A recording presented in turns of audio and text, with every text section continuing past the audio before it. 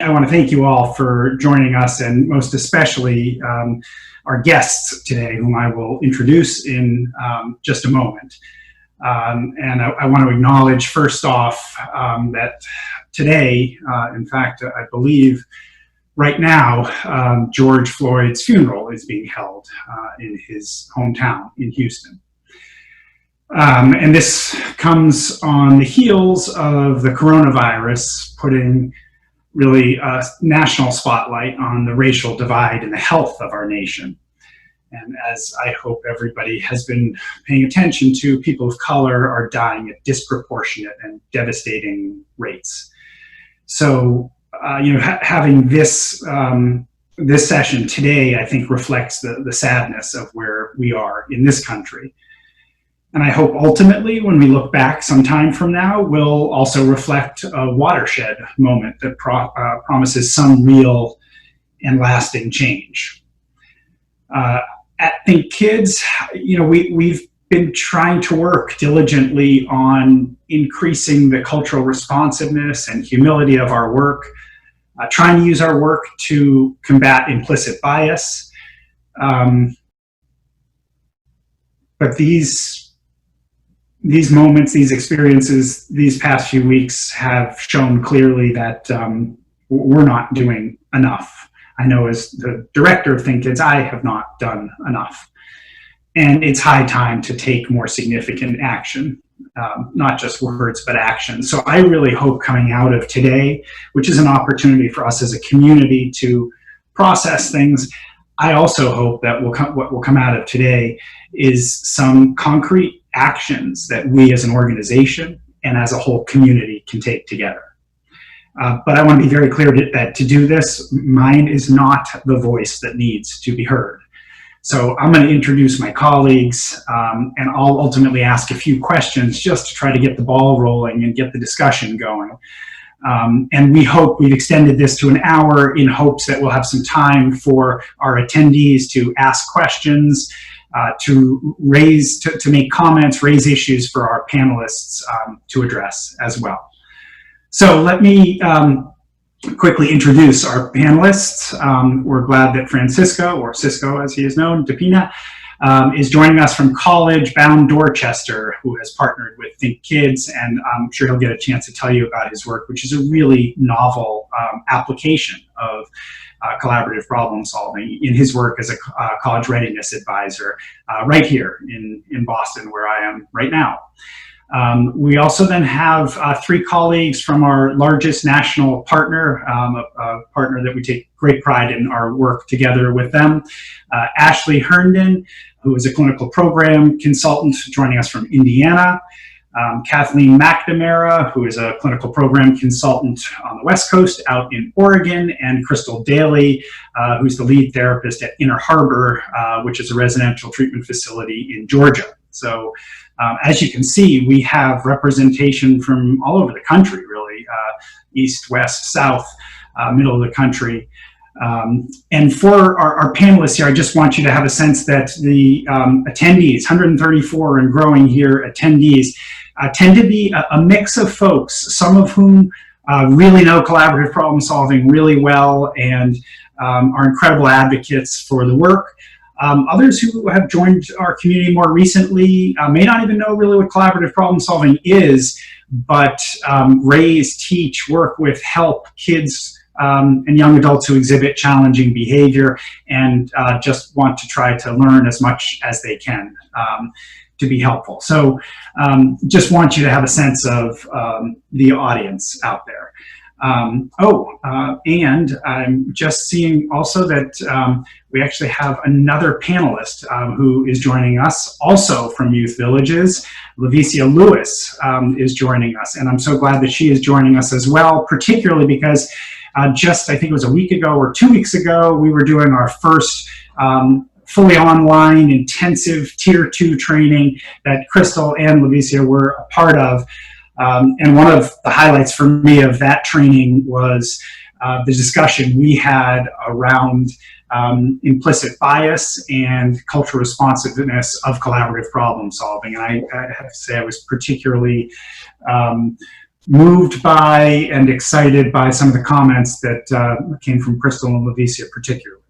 So, like I said, I want to get out of the way here, but let me kick it off. And maybe that's the best place to start by kicking it off is I'd love to ask our panelists to reflect a little bit on how you think about collaborative problem solving when it comes to trying to be culturally responsive or humble. And I want to be clear, we want to hear the good and the bad. We want to hear the things that you'll tell us are promising about the approach and the things that need a lot of work about the approach and how we teach it and help folks learn it. So let me open up and see which one of our panelists might like to chime in first here. Oh, hey, wait, I'm sorry, we have another panelist joining us. Ivy, thank you for joining us there. Is that a Celtics hat you got there? It looks like it. Celtics hat, yes? Yes, sir. Yes, sir. Holding out hope. Thank you for representing us here in Boston. All right. And he comes to us from College Bound Dorchester as well. So I think I've covered everybody who's joined us in the panelists. Thank you for joining us as well. So jump in, folks. Tell us about your work with collaborative problem solving. Tell us about how you think it fits in, particularly when it comes to trying to be responsive to the cultures, the communities you work in, where it's a miss, where it's a hit. Jump in, please.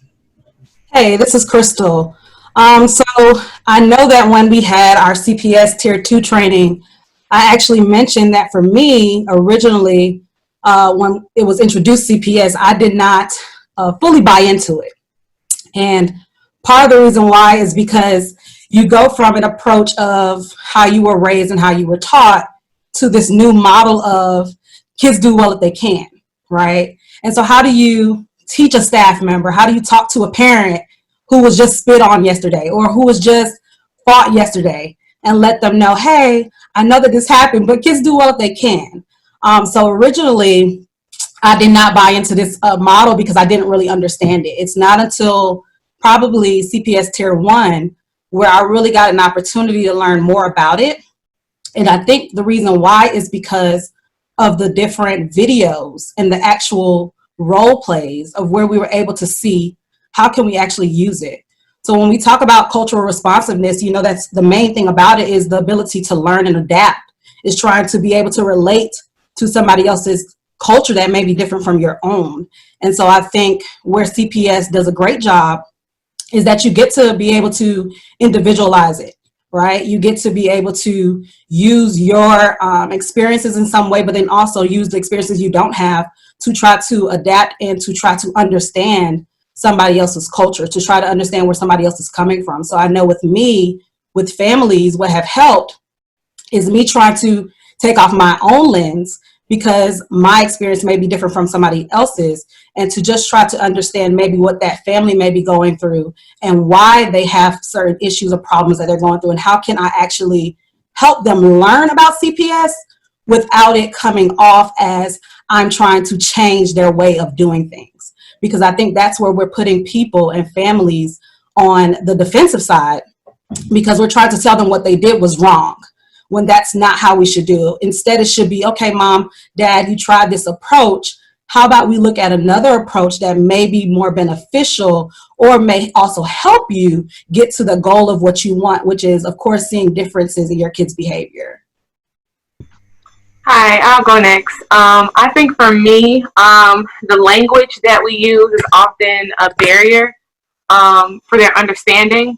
I think culturally, a lot of our parents are Plan A, and when we say that, they're like confused, like, you know, what does that mean? And sometimes they often feel like when we say Plan B, like it's the way to do things, it's the only way to do things. They kind of get upset and lost in the fact that they're losing some of their culture when it comes to discipline and when it comes to talking to their children. And I think the way I try to meet them where they're at is just by explaining to them, hey, we're not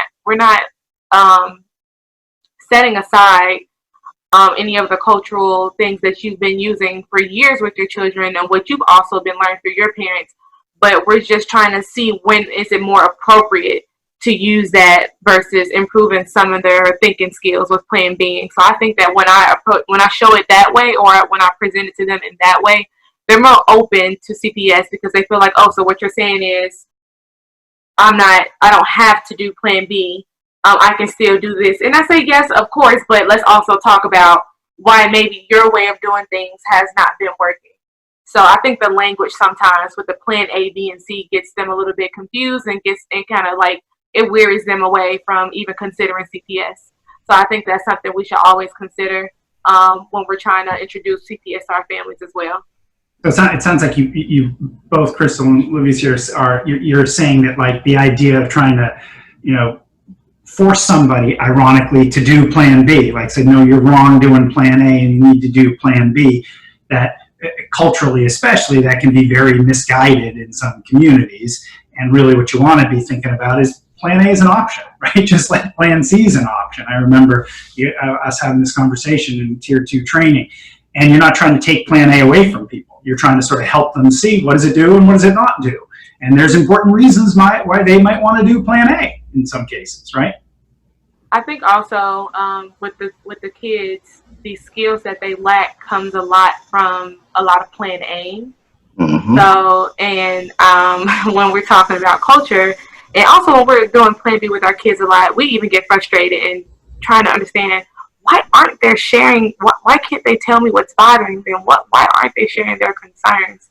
And a lot of it does have to do with culture, and a lot of it has to do with how they've been raised by parents, and they've been taught that sharing their concerns is not respectful.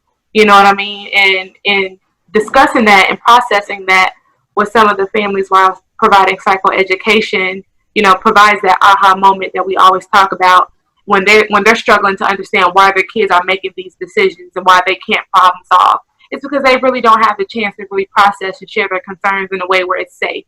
So I think that's something that everyone should consider as well when we're considering culture and diversity when it comes to CPS. Yeah, and I agree. We have to also remember that the same way kids have lagging skills, parents do too.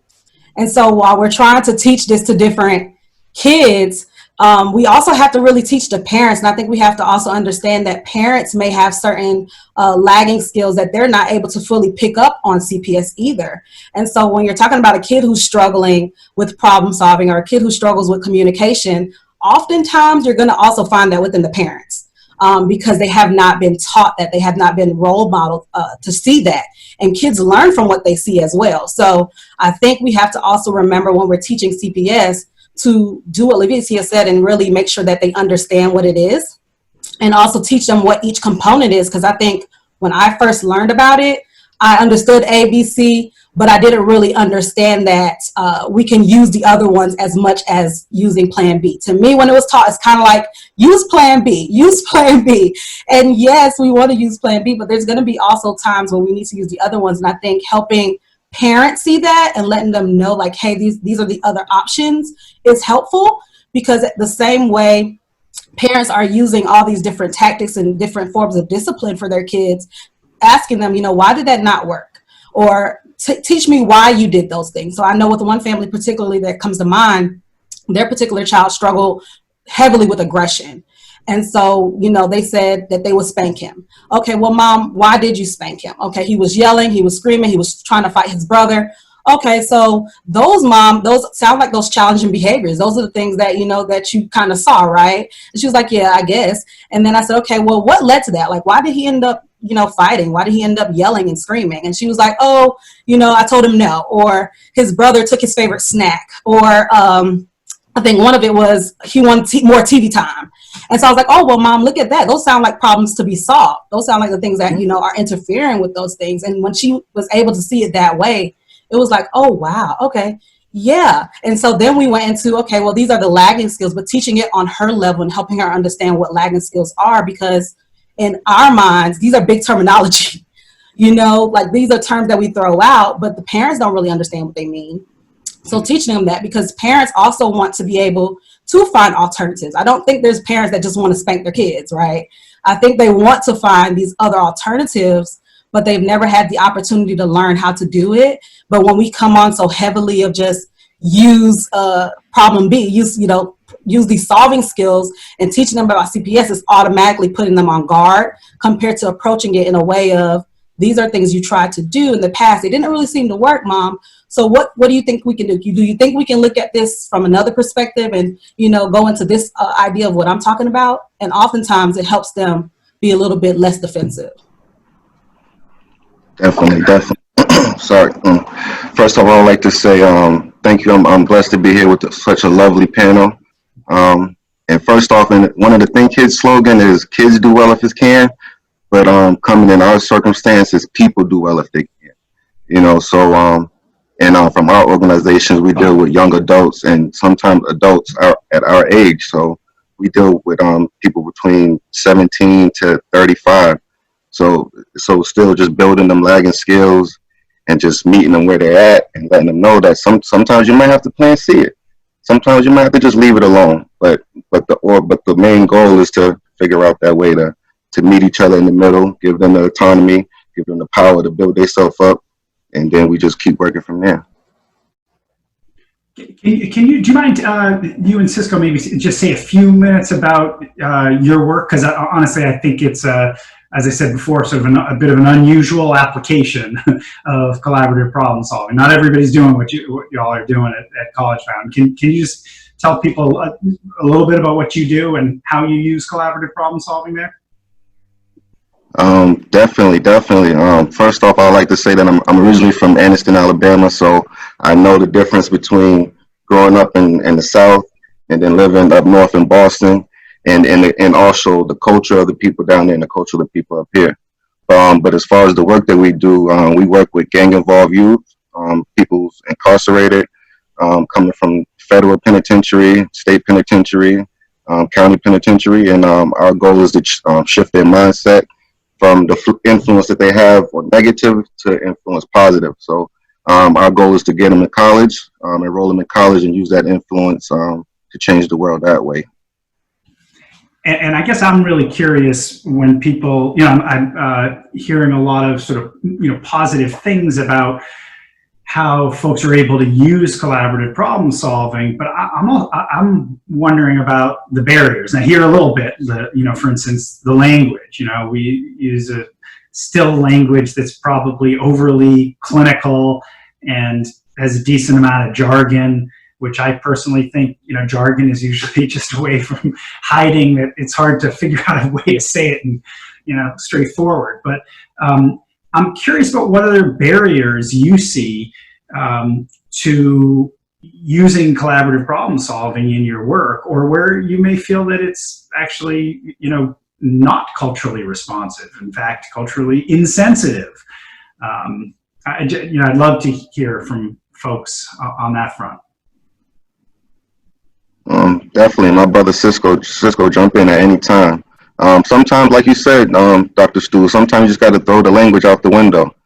Sometimes you just got to get rid of it and just kind of build that repertoire with that individual however you can. So, I mean, the language is a part of it, to break it down, but sometimes you got to scrap it.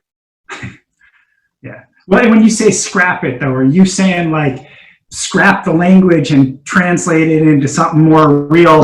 Sounds like you, and sounds like something that you guys would talk about, but it's still like the same. The ideas are still there, or what? Yes, sir. Yep. Same. Yep. You hit it right on the nose. That's exactly what I'm saying. All right. And I should say, one of the things we're trying to do is we're trying to take our that whole long list of thinking skills, which is pretty clinical, right, and try to translate it into plain English that doesn't have any jargon involved. And a number of folks at Youth Villages have been helpful with that. So, I'm hopeful that that's going to be helpful, but I also realize that, making language more accessible doesn't necessarily mean it's, more culturally responsive, depending on the community that you're working in, too. Yeah, so I would say my primary role as a clinical consultant is being able to help staff to implement interventions and sort of work towards, using the model that we have, other EBPs that we're using, right?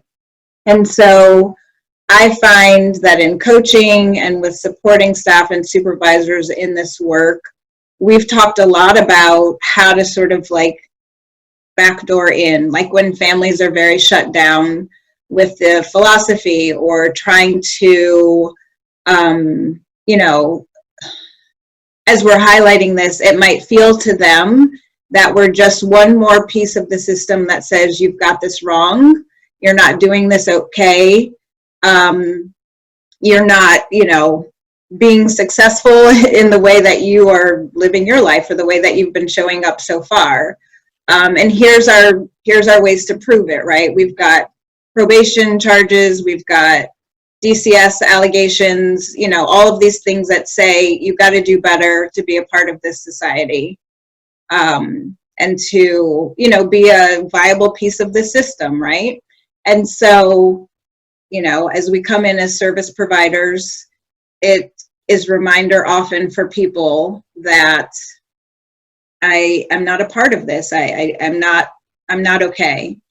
And so we have talked about shifting the language, like we, you know, not using certain terminology because then that sort of signals, you know, here's the thing that I'm not good at. Here's the thing that's wrong with me. Here's the thing that they need to fix.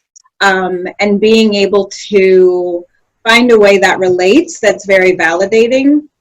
So, you know, like a small piece in answer to your question, Stuart, around like, you know, how do we hold this for people in a way that makes sense? Is CPS doing that?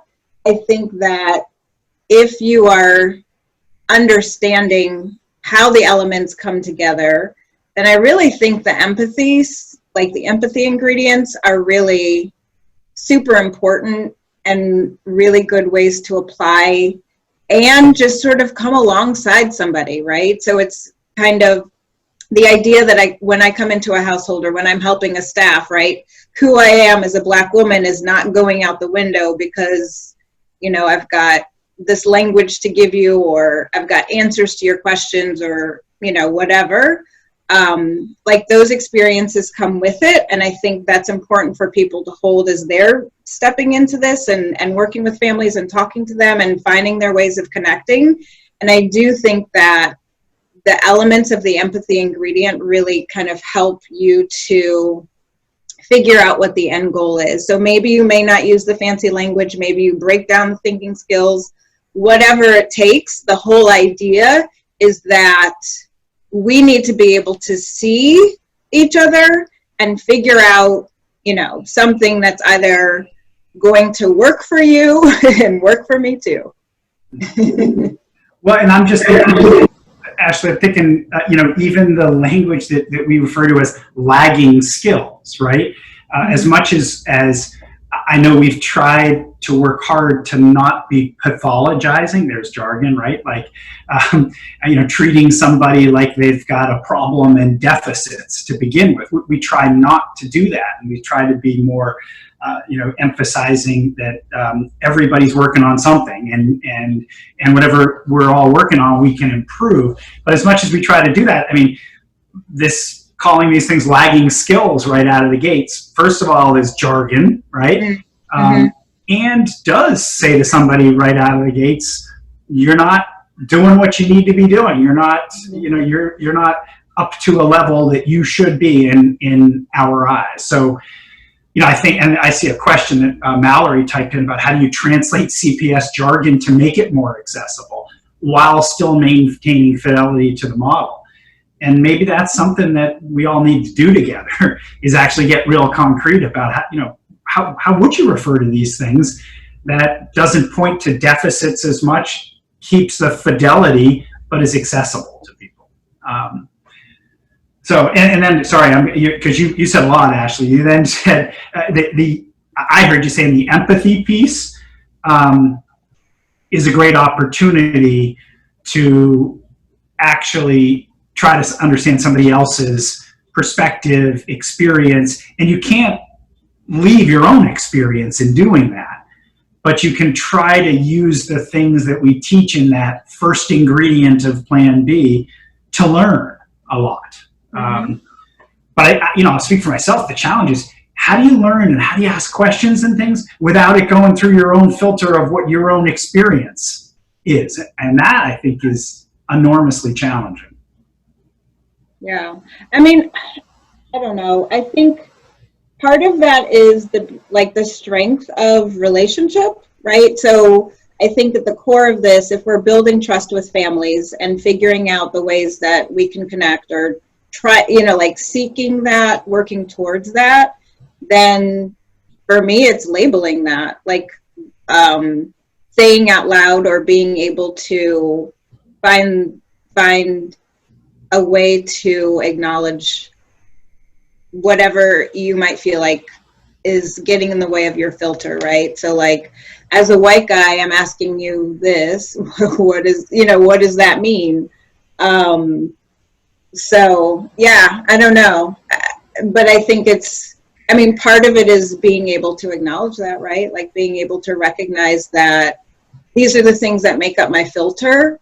Right. And here's the questions I need to ask myself if those things are clouding my filter, clearing it up, whatevering it, And I guess I'll speak for myself by saying I think one of the hardest things is when the filter helps create the approach, right?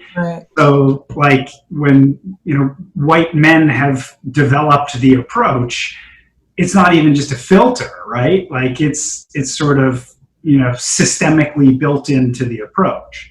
Mm-hmm. And I think that's something we've got to confront and examine. And even, going back to earlier comments, the notion of like, plan A, you're doing it wrong, and plan B is better. It's, that's already sort of, making a judgment about how somebody has been perhaps, raised in a very different way than you have. So this is why I think it's so challenging, at the same time as it can be promising that there's some humility built into the approach, if I'm making any sense. Yeah, no, and I think that's right, because I want to say one more thing before. Please. Right. So in the context of what you just said, like wanting to, just like understand where people are coming, I think one of the things that I hold always is the fact that it's unique. So if I'm working with a Black family and I happen to be Black, we haven't had the same experiences, right? There's assumptions, there's things that I hold, there's stuff that they could look at when they see me. Do you have a kid? You look so young. Do you really know what you're doing? Like all of those things. And so I think it's really about being able to break that down and not seeing everything as sort of a blanket or a monolith or like, I don't have a way in. I think it's being able, again, to use this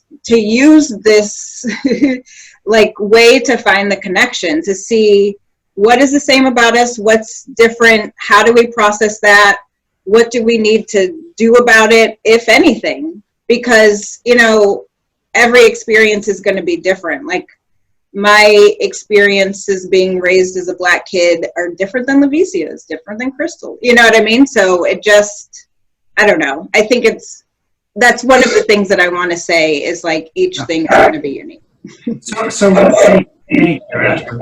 And let me push you and everybody here a little bit through a question that came in from Mike Hirsch, who says, how do I break through a potentially hidden or unsaid experience from my client or parent that I can't understand? He's saying, because I can't understand their experience as a white male.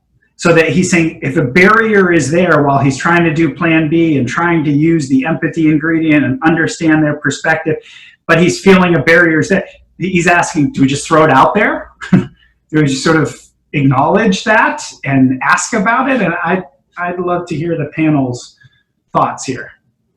I think, we have to understand that everybody, like, kind of like what Ashley said, everybody's experience is different. A relationship is important.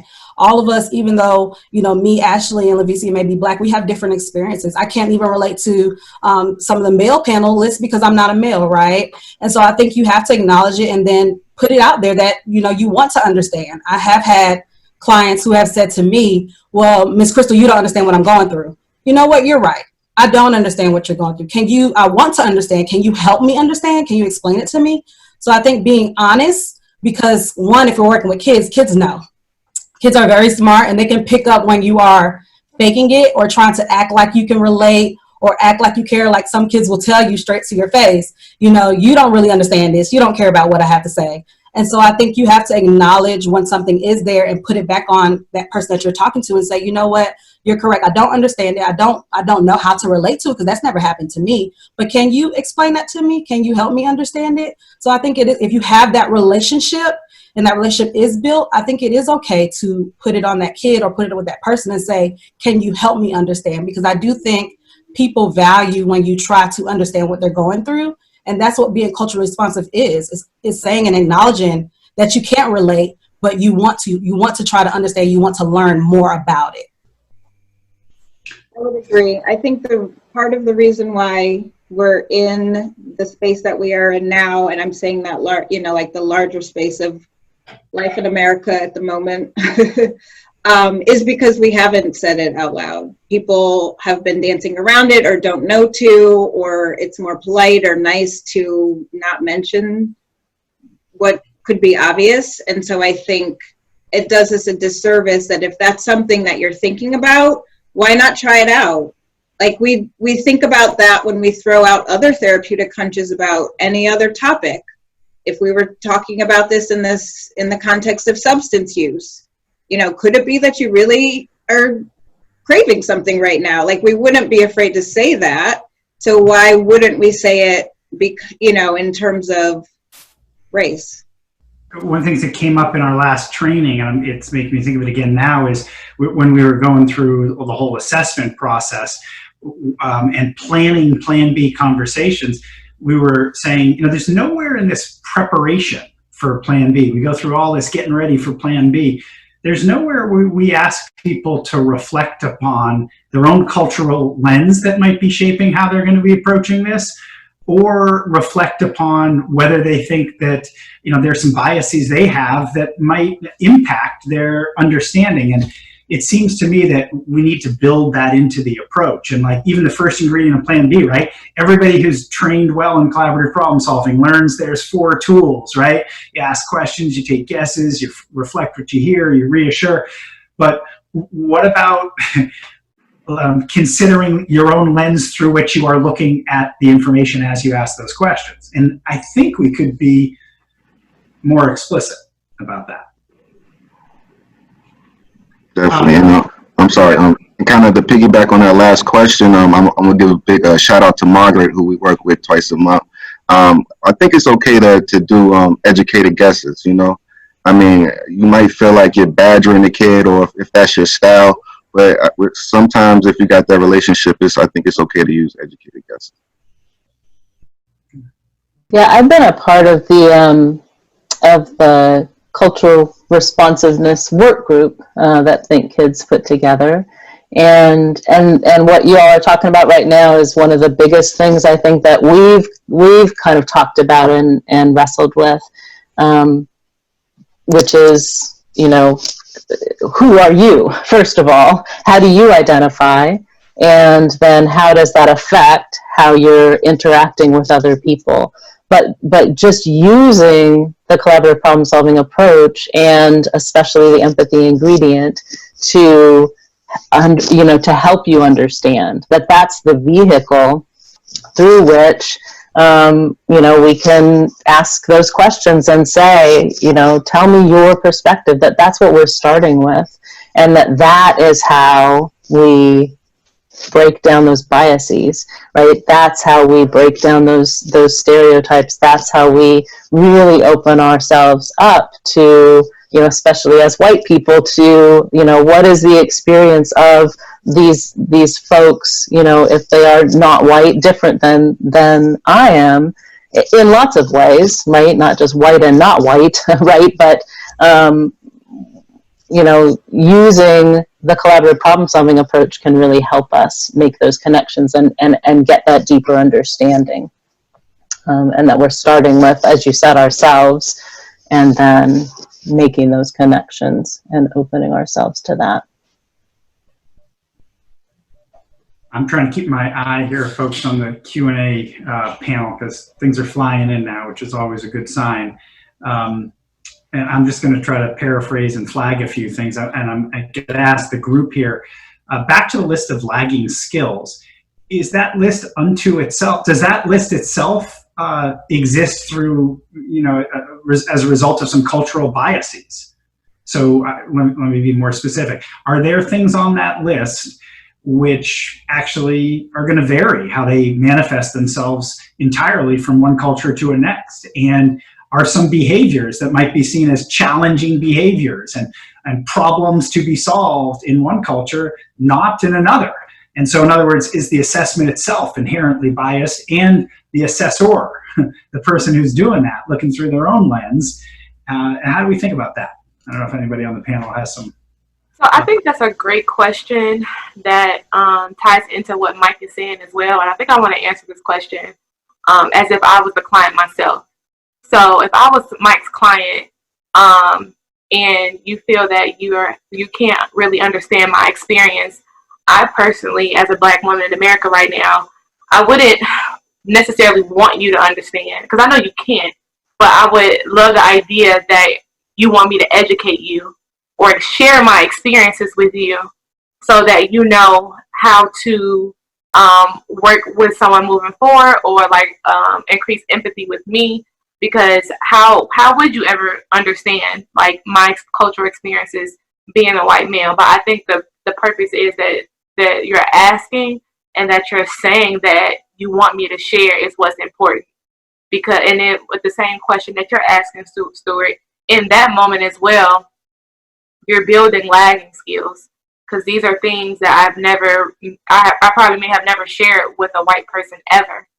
You know what I mean? I'm building problem solving skills. I'm building coping skills. I'm building skills on how to share my concerns and putting my thoughts into words, or many other lagging skills.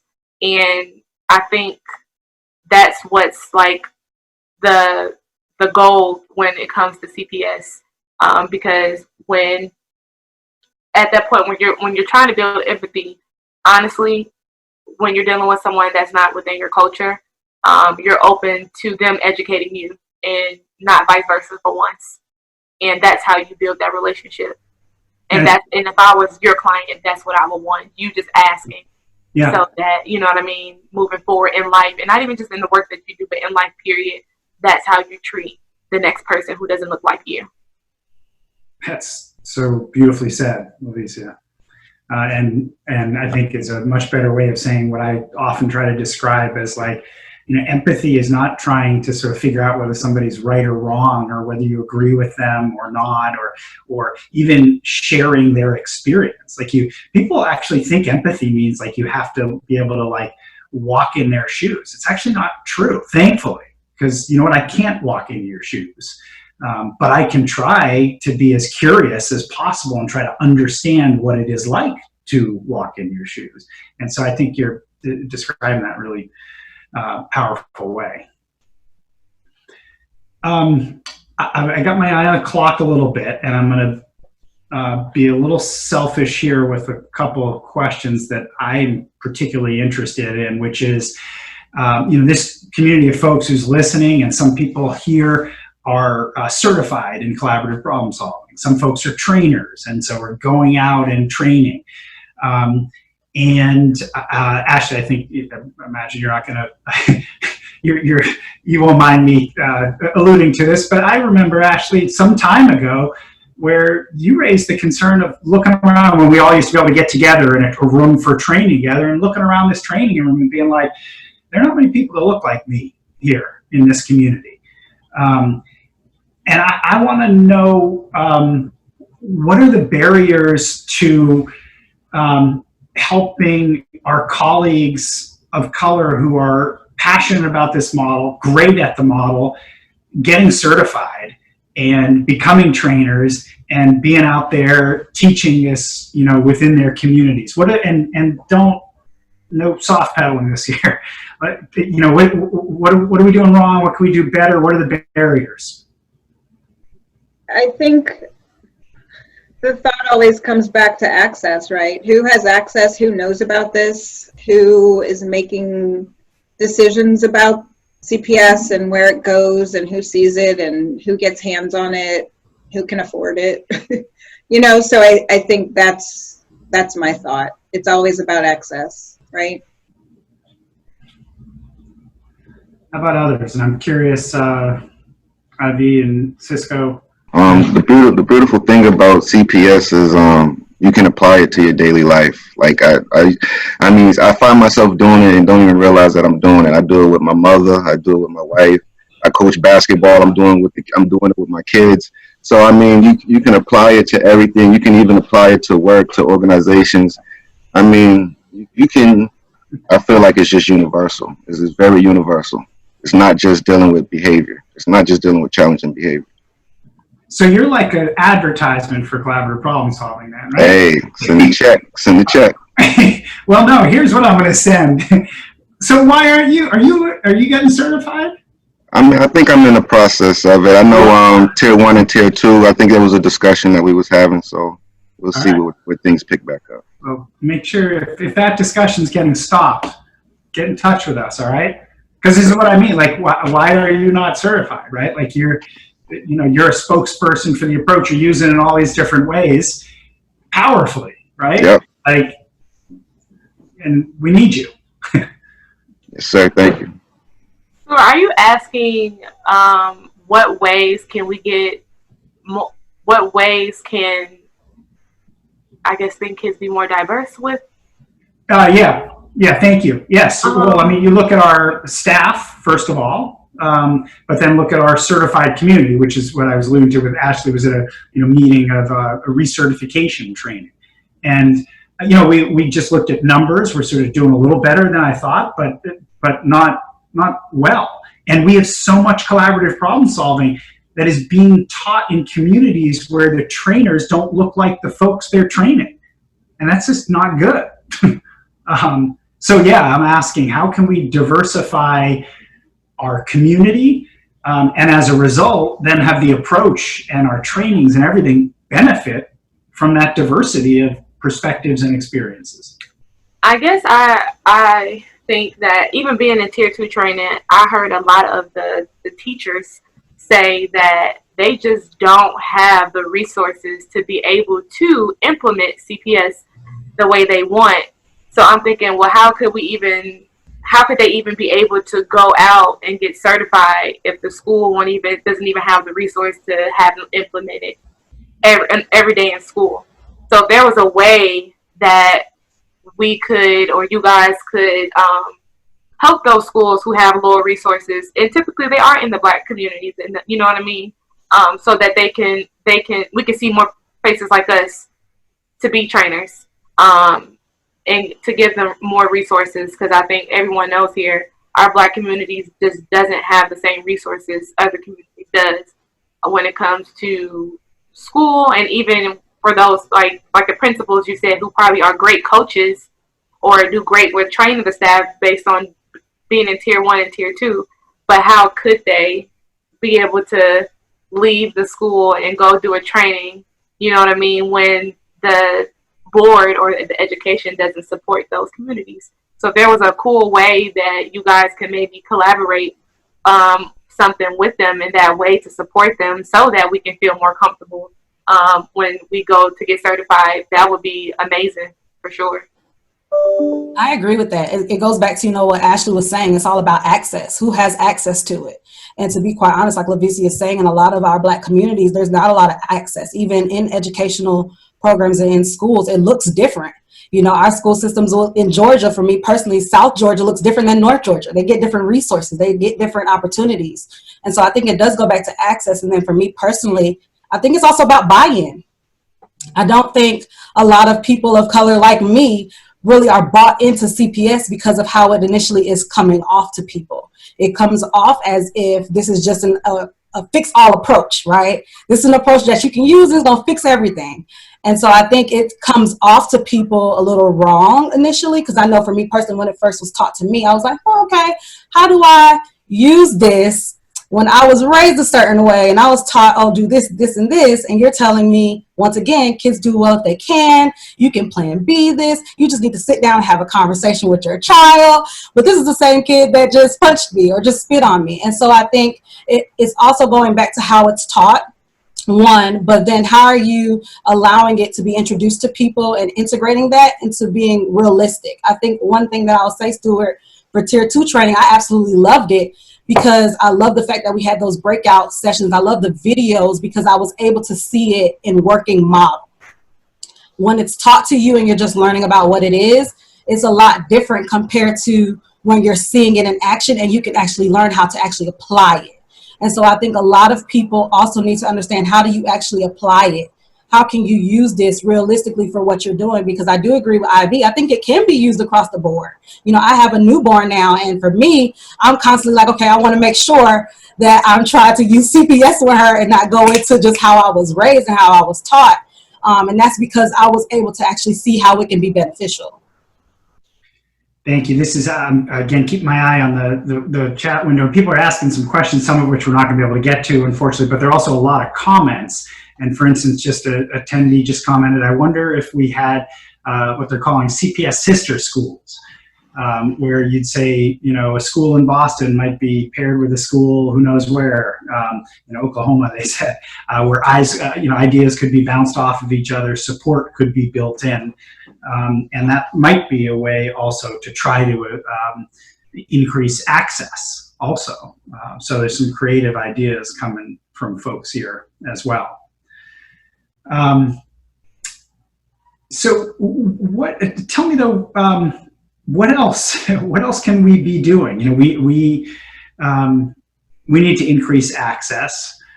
We need to diversify our community.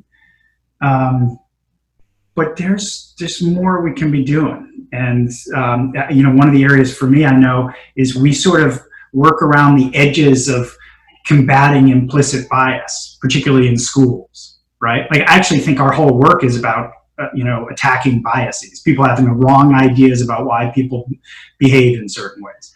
But most of those biases are explicit. People will tell you right to your face, what they think about. And then there's all these hidden ones too, that people believe as well.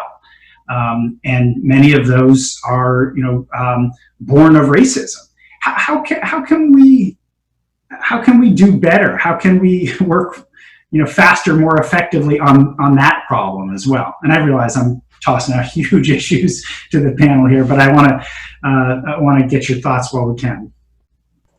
I think it goes back to having conversation. I think Ashley kind of touched on it a little bit earlier, but we live in a world right now where we don't want to touch certain topics, but that we know that they exist. We know they're going on. So why try to act like it doesn't? Because all that's doing is causing dysfunction and causing people to then start to gain their own stereotypes and notions about how they think things work, because they're not asking those questions. They're just forming that problem or that solution in their mind of how things are, instead of being able to open up that conversation and talk about it. So I think dialogue is so important. Even what you're doing now, Stuart, with having us all up here as a panel, is creating that dialogue. Is creating that opportunity for us to come together and say, these are the areas of deficits and these are what we want to fix. So I think we have to be able to have conversations. So if we're talking about just for CPS particularly, I would say, you know, how can we use what we're learning even now to have maybe cultural topics or classes? So if I don't understand, I can't relate to being white because I'm a Black female, maybe I do need to understand more about your culture, or maybe I do need to understand about what it's like to be Hispanic or this culture or that culture. So maybe bringing that into CPS and having those different topics or opportunities to really talk about how it can be used for particular cultures could be helpful, even though, like Ashley said earlier, even though we have to also understand that even when you may look at it from a global scale of what's like Black wise, it may not still look the same for every Black person, because our experiences, our environments, how we were raised, how we were taught, what we went through educationally may look different. But I do think having those overall topics of being able to actually have those dialogues and ask questions and talk about it could be very helpful. Yep, just like Ms. Crystal was saying, you gotta sometimes you gotta make people uncomfortable. I mean, in order to have solutions and get to the root of these things, you gotta make people uncomfortable. So, I mean, that's just part of it. when the situation gets sticky, man, we just got to sit down, have those conversations, and people are gonna get agitated, people are gonna get uncomfortable, but that's the only way we're gonna get through it. I think going back to this last training we had, where we had this great discussion, about, is collaborative problem solving culturally responsive at all, and if it's not, why, and things like that. It was a phenomenal discussion. But, honestly, we were like, we're not sure how this discussion is going to go. And my colleague Ben Stitch and I led it. And as two white men, we're really not sure how this conversation is going to go. And so one easy thing to do is not have the conversation. And so I really appreciate what you guys are saying here. And I see in the chat window, people are saying, there's still a lot of room for progress there, because in the training, we show videos where there's a lot of opportunity for people to examine the cultural lens through which the teacher, the clinician, people are looking, and whether there may be some real misses going on culturally. And we don't necessarily say, take that on head on in our training. So there is a lot more that we can do, which is, again, why we want to have these discussions and push these things. Because, again, we can do much more. All right. We only got like 5 minutes left here. Let me throw a couple questions out here that I've been curious about, but they're tough ones. They're related. One question is, does anybody here have any experience with adjusting some expectations in your work with kids or families when you're looking through a cultural lens that might be different than your own? So you're looking through a cultural lens and you're saying, whoa, I might need to adjust some expectation for how I'm going about this based upon that consideration. And one of our staff members is also asking, would you ever consider to sort of drop a problem to solve, or not make it something you're going to take on in the beginning, because you're reflecting on your own strong biases about what their concerns might be? And I wonder if anybody's had any experiences like that. Actually, now I'm working with a kid who is he's biracial, Black, but he's raised by white grandparents. So of course, I relate to him a lot more than I do with the grandparents. And a lot of the times, when we're trying to plan B, or when they want to plan B, I might be thinking like, this isn't a big concern to me, because, I understand where the kid's coming from.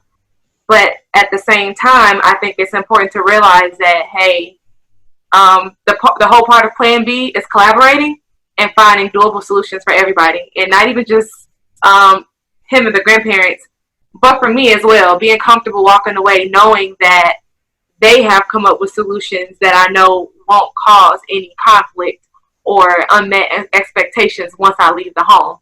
And absolutely, sometimes I may have to tell the grandparents, let me process some of that and get back to you at our next session, and I'll do a plan B prep sheet or APT myself to process before I come back and do it with them. So absolutely, I feel like it's perfectly fine to take the time that you need to process some of that yourself. But that sounds like sorry, Crystal, that sounds like a specific example of you taking the time to process, but also mindfully, part of your processing is like, how much of this is me thinking about my own experience and placing it upon him, and how do I think about that alongside his white grandparents, and how do I make sense of that? And that's you being really explicit and intentional about that reflection, which you're doing on your own. We're not necessarily encouraging people to do that or teaching them how to in ways we should, sounds to me.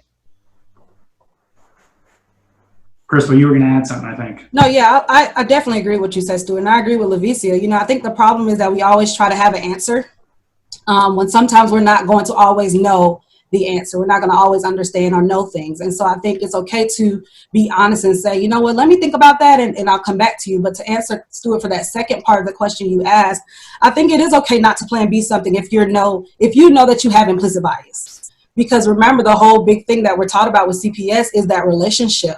And so if you have this relationship, but you know that you have certain things are interfering with that relationship, then how effective is that CPS going to be with you when you're having that plan B conversation if you know that there's certain things that's going to interfere with that?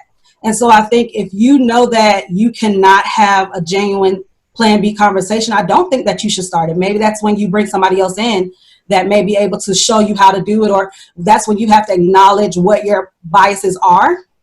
Because I think what happens is people don't want to acknowledge that bias is there, but they know it exists.